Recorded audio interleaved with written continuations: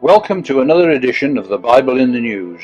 This is Paul Billington on Saturday morning, November the 14th, and the news has just come through reporting terrorist attacks in France. The Islamic State terror group has reportedly claimed responsibility for the coordinated shootings and bombings across Paris, announces Britain's Express newspaper.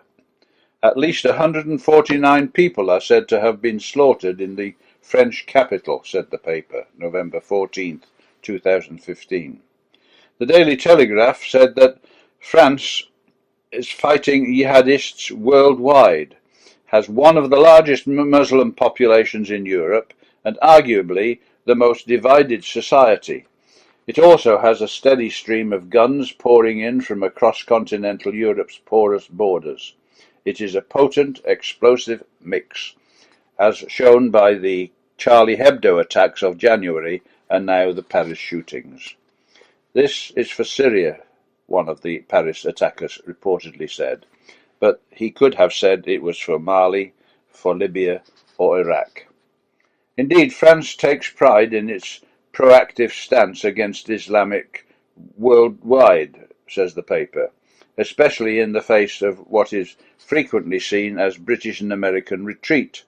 Over 10,000 French troops are currently deployed abroad, over 3,000 in Western Africa, 2,000 in Central and 3,200 in Iraq.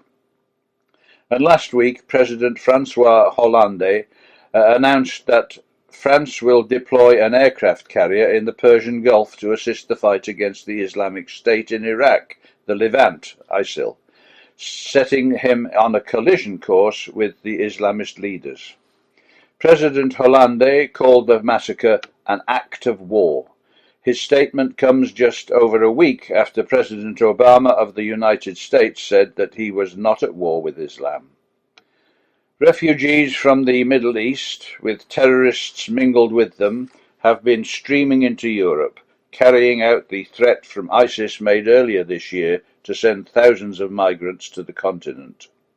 The Paris terror strike comes after ISIS terrorists claimed to bring down a Russian passenger jet on October the 31st with over 200 people on board, a claim that is supported by British and American intelligence and evidence which now seems to be quite certain.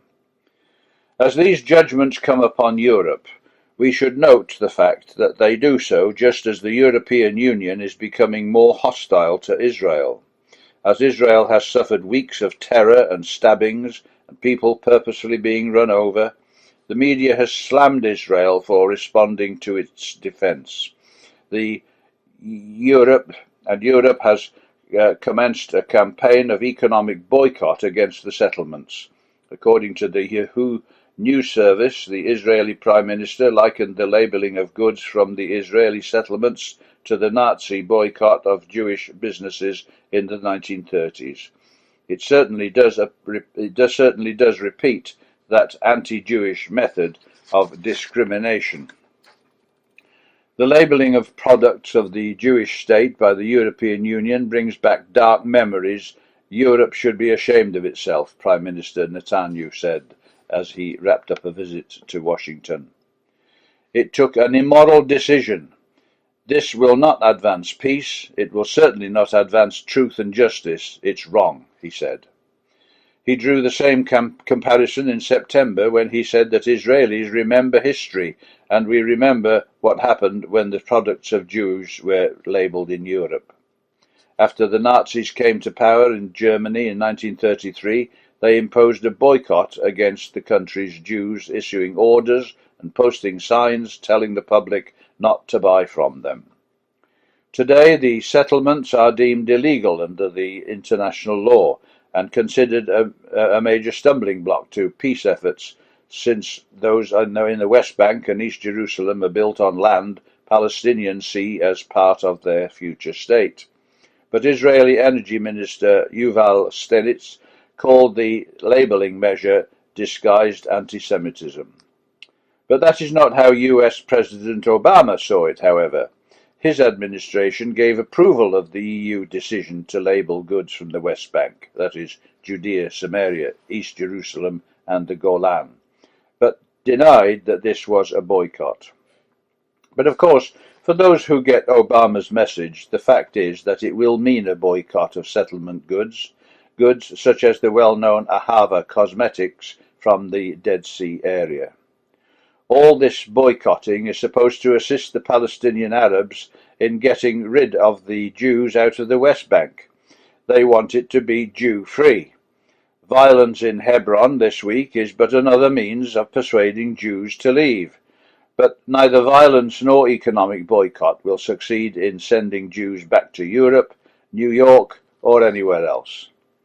Over 2,500 years ago, the prophets of Israel spoke about the time when Israel would return to their land, and that includes returning to the biblical heartland of Judea and Samaria.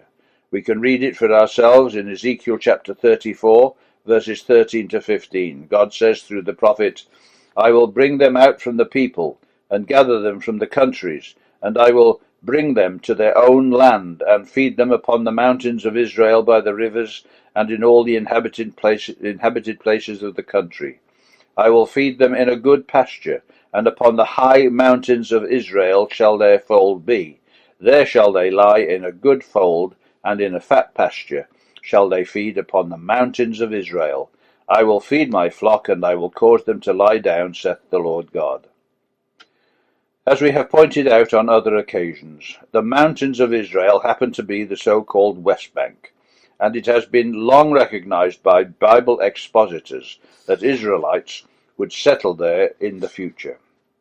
For example, in 1868, a century before Israel occupied the so-called West Bank, one writer said this: "It may be remarked here that there will have been a considerable gathering of Israelites upon the mountains of Israel before the invasion of the country by Gog and his capture of Jerusalem." That's Eureka, Volume 3, by John Thomas. We know from Joel chapter 3, verses 1 and 2, that the return of Israel to the biblical heartland is in God's purpose. The passage reads, "For behold, in those days and in that time, when I shall bring again the captivity of Judah and Jerusalem, I will also gather all nations, and will bring them down into the valley of Jehoshaphat, and will plead with them there for my people and for my heritage Israel, whom they have scattered among their nations, and parted my land." Now, when terrorists strike Israelis, Europeans support and reward them, demanding that Israel give up their homes on the mountains of Israel. And when that doesn't happen, the settlers, who God brought there as a result of the events of June 1967, must be penalized and their merchandise boycotted. Europeans know how to do that because the Nazis taught them. Why do they not make room for the Islamic migrants flooding into their own lands? When it comes to justice and truth, the Europeans still have a lot to learn, and that goes for Barack Hussein Obama of the United States also. Terrorism is a dreadful thing. It is an act of war, as the French president has said, and war means that people get killed, often innocent people. It has been happening in Israel as Palestinians, usually Islamic, have waged a relentless war upon the Jewish state. This has continued since the 1920s. Well, now Europeans are on the receiving end of it. Europe has brought judgment upon itself, and that judgment will intensify as God gathers all nations to Armageddon, and when he pleads for his people and for his heritage Israel, who the nations scattered, and insist on parting God's land with a two-state solution. See Joel chapter 3. Thank you for listening or reading. Visit this site again next week, BibleMagazine.com.